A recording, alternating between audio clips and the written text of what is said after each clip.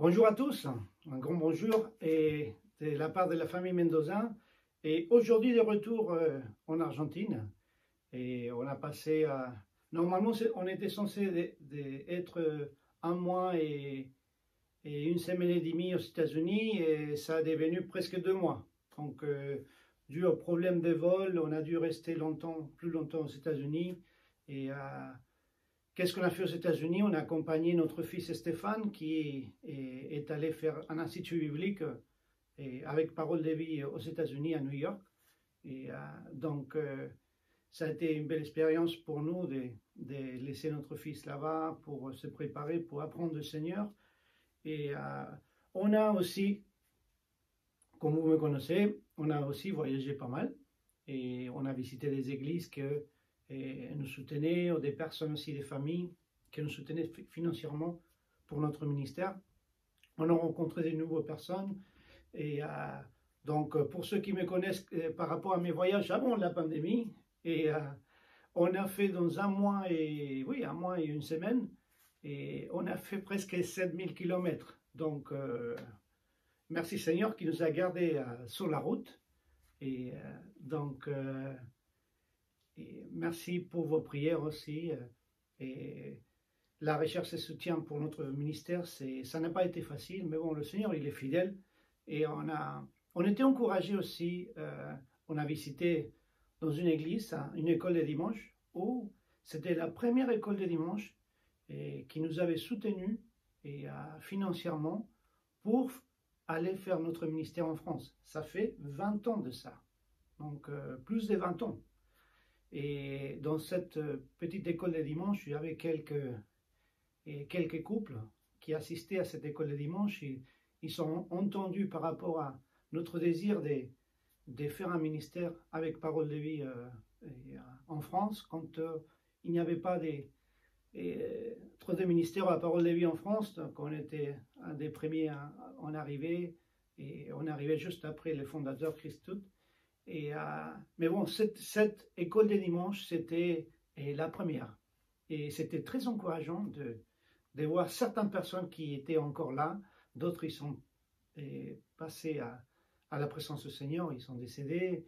Mais c'était très encourageant parce qu'en fait, ça fait plus de 24 ans qu'on travaille dans le ministère pour le Seigneur, et 20 ans qu'on a commencé notre aventure en France. Donc voilà, on est là avec vous les Français.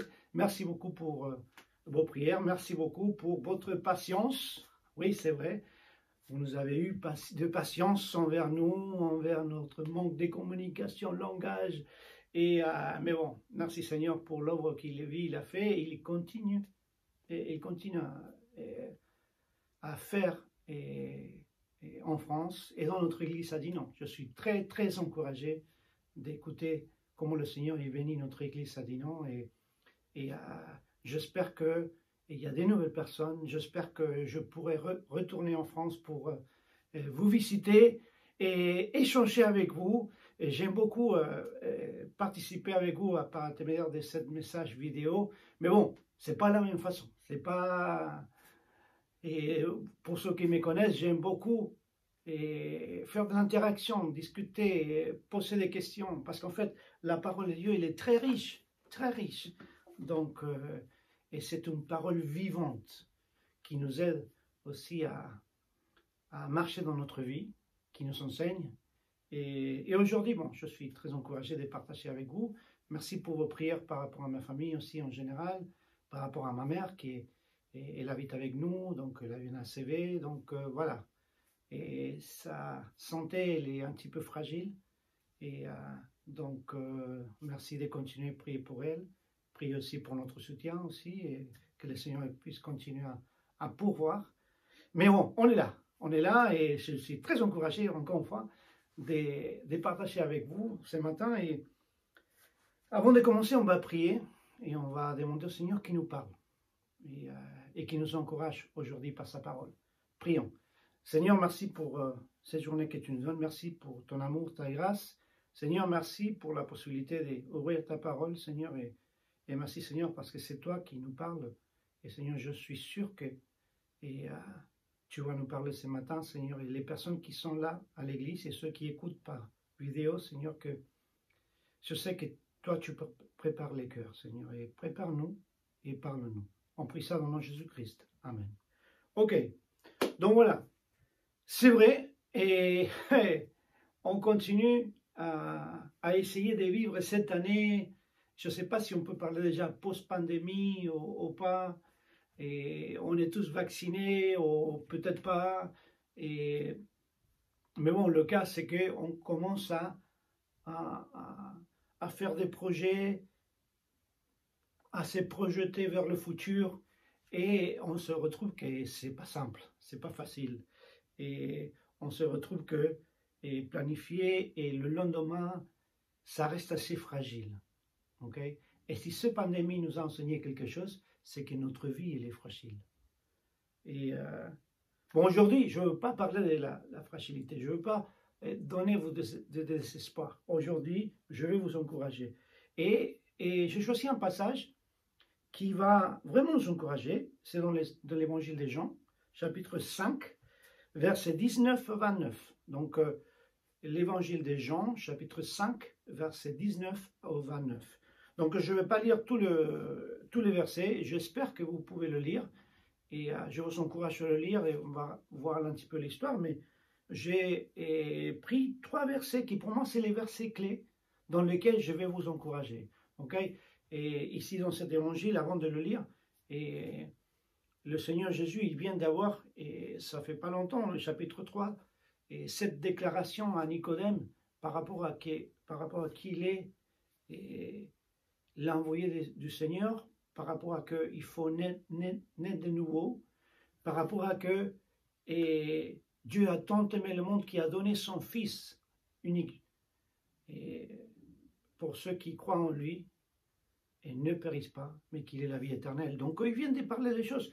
Mais juste avant ce passage-là, il y a les Juifs, et les personnes qui sont de la religion, qui voulaient un petit peu mettre en défi l'autorité du Seigneur Jésus-Christ. Donc ça, c'est le contexte de ces passages-là. Donc voilà, ça c'est les versets que j'ai trouvé clés pour vous encourager aujourd'hui. Donc le verset, c'est le verset 19, le verset 24 et le verset 25. Donc ça dit, verset 19, 5, 19. Jésus répondit à ses reproches en leur disant, « Vraiment, je vous l'assure, le Fils ne peut rien faire de sa propre initiative. Il agit seulement d'après ce qu'il voit faire au Père. Tout ce que fait le Père, le Fils le fait également. » Verset 24. « Oui, vraiment, je vous l'assure, c'est lui qui écoute ce que je dis et qui place sa confiance dans le Père qui m'a envoyé, possède dès à présent la vie éternelle. Et il ne sera pas condamné, il est déjà passé de la mort à la vie. » Verset 25. « Oui, vraiment, je vous l'assure, l'heure vient, et elle est déjà là, où les morts entendront la voix du Fils de Dieu, et tous ceux qui l'auront entendu vivront. » Donc, pourquoi je choisis ces versets-là? Parce qu'en fait, je vais vous encourager avec 3 certitudes. Ok?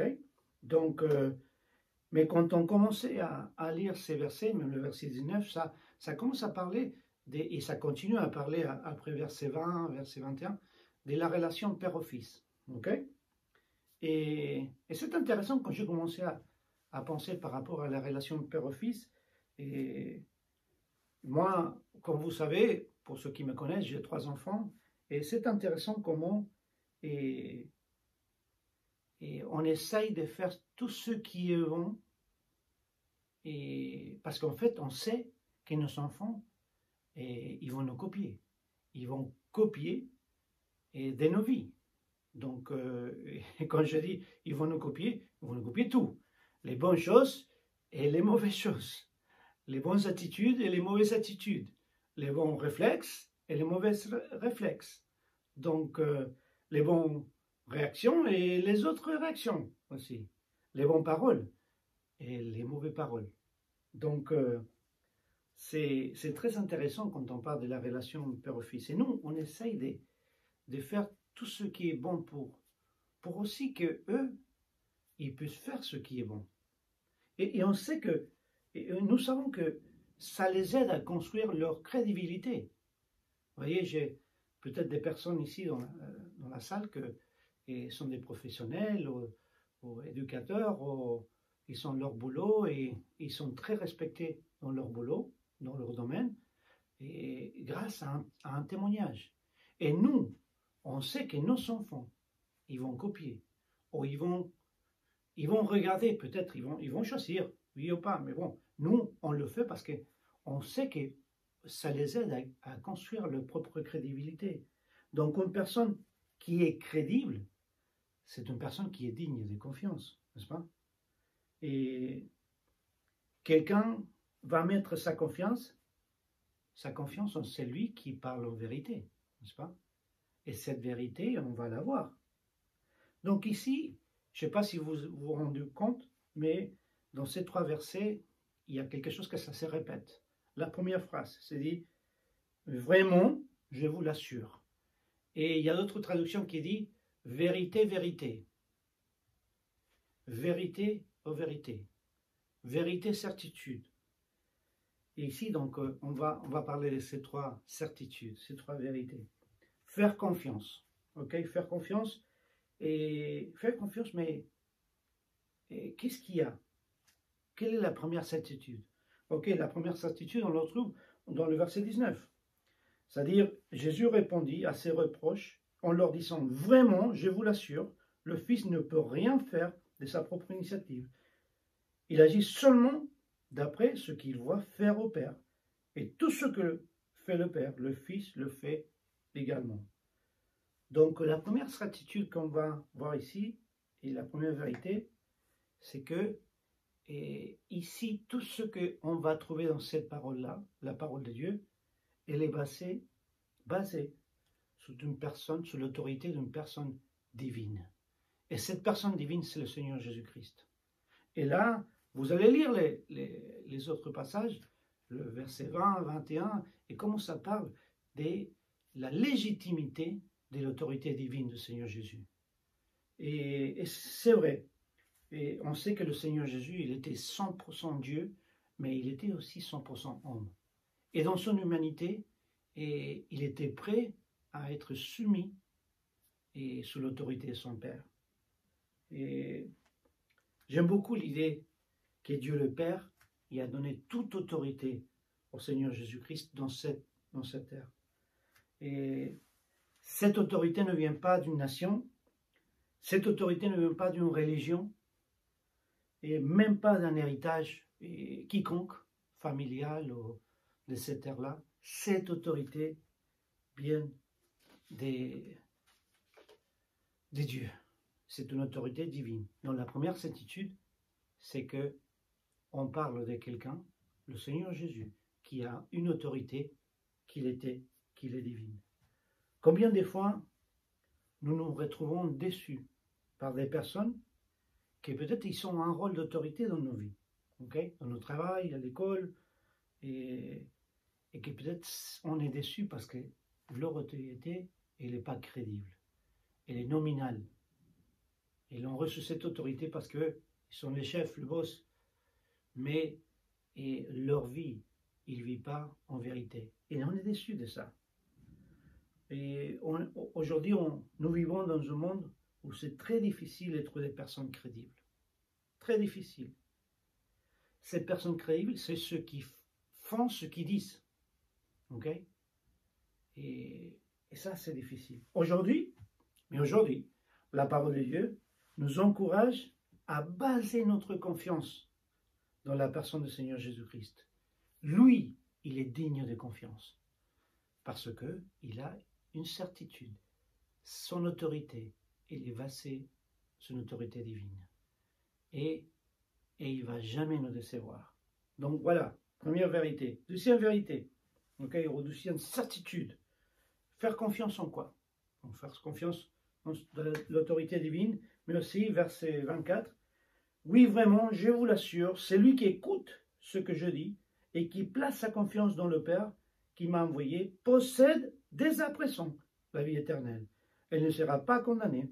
Il est déjà passé de la mort à la vie.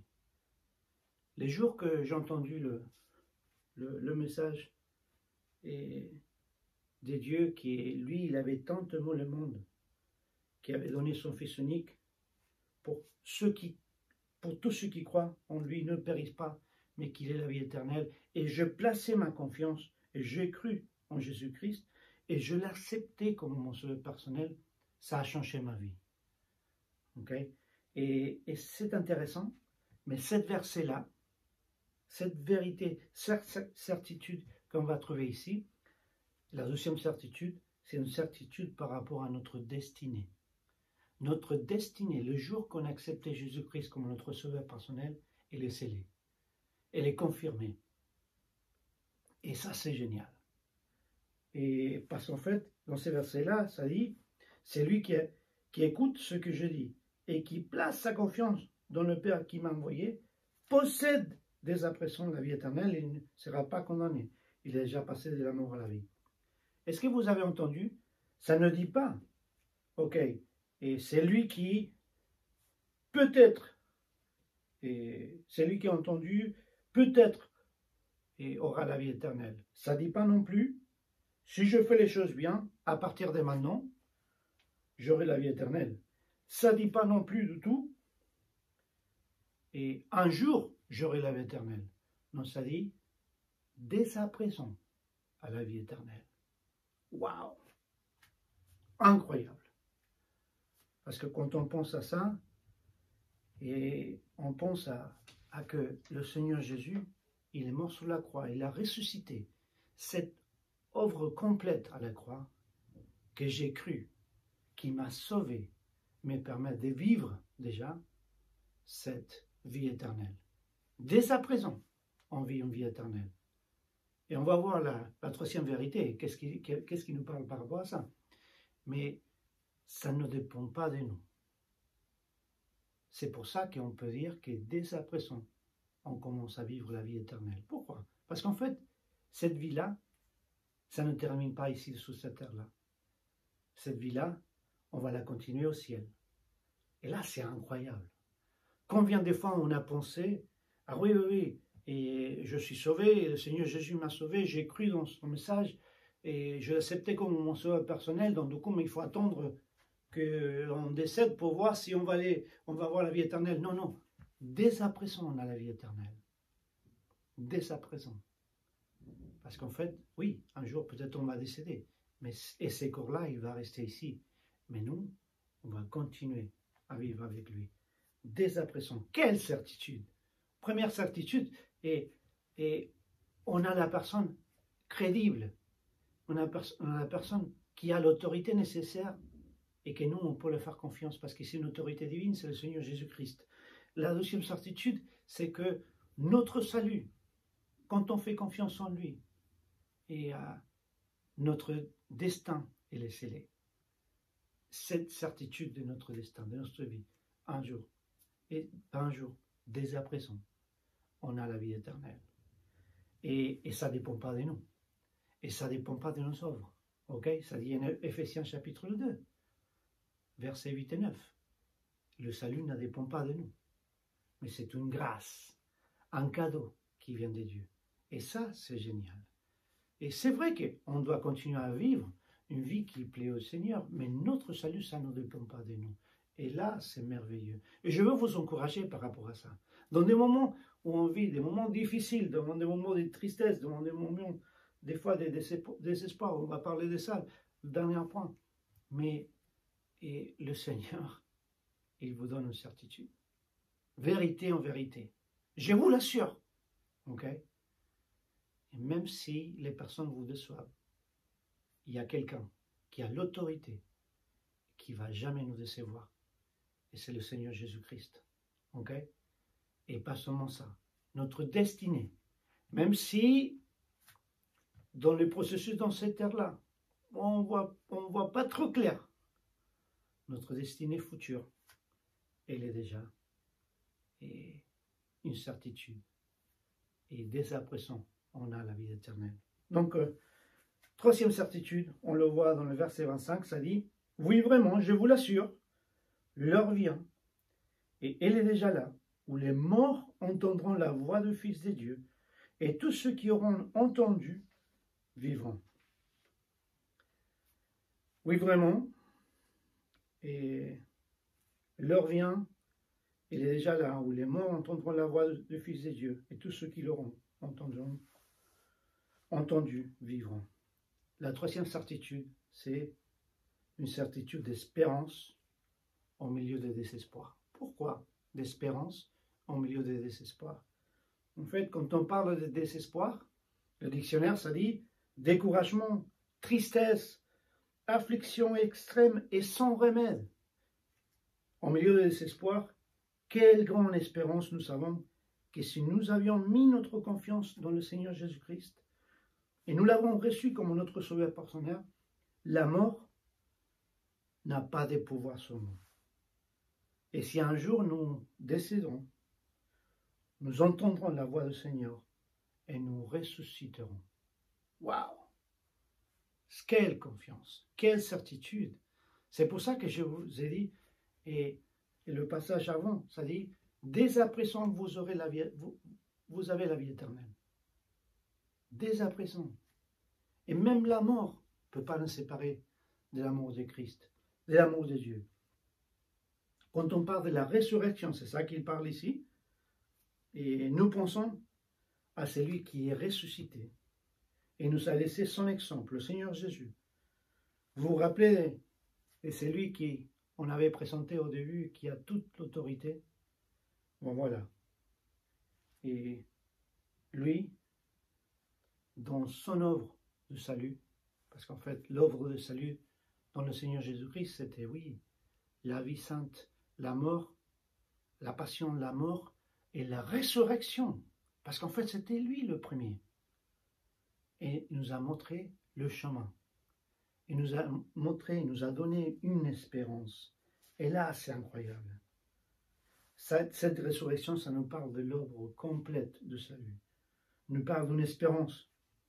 Une espérance aussi par rapport à revoir aussi nos êtres chers, okay, qui ont peut-être décédé avant nous. Je ne sais pas si vous avez eu quelqu'un cher à vous qui est décédé dernièrement avec ces pandémies ou pas. C'est difficile, n'est-ce pas? C'est difficile la séparation, n'est-ce pas? Et en plus, quand on a eu un processus peut-être plus douloureux. Okay? Des fois, je vous dis sincèrement, quand on passe des moments comme ça, et on a un petit peu de désespoir. Mais merci Seigneur, parce qu'en fait, il nous dit que ceux qui sont en Christ, il y a des bonnes nouvelles. Et cette nouvelle, c'est les morts entendront la voix du Fils de Dieu. Et tous ceux qui l'auront entendu vivront. Tu sais, rien ne peut nous séparer de l'amour de Christ. On va le trouver en Romains chapitre 8, 35, 38, 39. Et je veux un petit peu clôturer avec ça. Regardez ce qu'il dit. Qu'est-ce qui pourra nous arracher de l'amour de Christ? La détresse ou l'angoisse, la persécution, la faim, la misère, les dangers ou l'épée? Oui, je n'ai l'absolue certitude, ni la mort, ni la vie, ni les anges, ni les dominations, ni les présents, ni l'avenir, ni les puissances, ni ce qui est en haut, ni ce qui est en bas, ni aucune autre créature. Rien ne pourra nous s'arracher de l'amour de Dieu. Nous a témoigné en Jésus-Christ, notre Seigneur. Romains chapitre 8, 35, 38, 39. Rien ne peut nous arracher.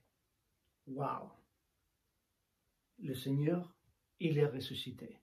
Et parce qu'il est ressuscité, il nous donne une certitude, d'une espérance au milieu des désespoirs.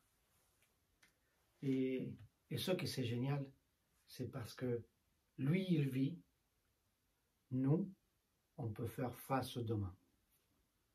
Parce que lui, il vit, nous, on peut faire face au demain. Donc, oui, peut-être ça ne va pas changer et les choses qui passent quotidiennement dans votre vie. Mais ce que ça doit vous encourager, c'est que vous êtes, si vous avez reçu Jésus-Christ comme votre sauveur personnel, vous avez cette certitude dès que vous avez quelqu'un qui a l'autorité, une personne qui a l'autorité, qui est digne de faire confiance, et c'est le Seigneur Jésus. Et vous avez l'autre certitude dès que votre destinée, elle est sûre, parce qu'en fait, elle est basée sur la personne de Jésus-Christ. Et lui, il nous a assuré ça, dès à présent. Rien ne peut nous arracher de sa main, de l'amour de Christ. Rien. Et une certitude d'une espérance au milieu du désespoir. Que le Seigneur vous bénisse. Et j'espère que aujourd'hui, malgré les circonstances, vous pouvez sortir ce matin et avec cette espérance, si vous avez rencontré Jésus-Christ comme votre sauveur personnel. Et sinon, il y a des personnes qui veulent vous partager de ce message qui a changé ma vie et qui peut changer votre vie et qui peut vous donner une certitude dans les milieux de désespoir. Que le Seigneur vous bénisse et bon dimanche depuis l'Argentine. Au revoir.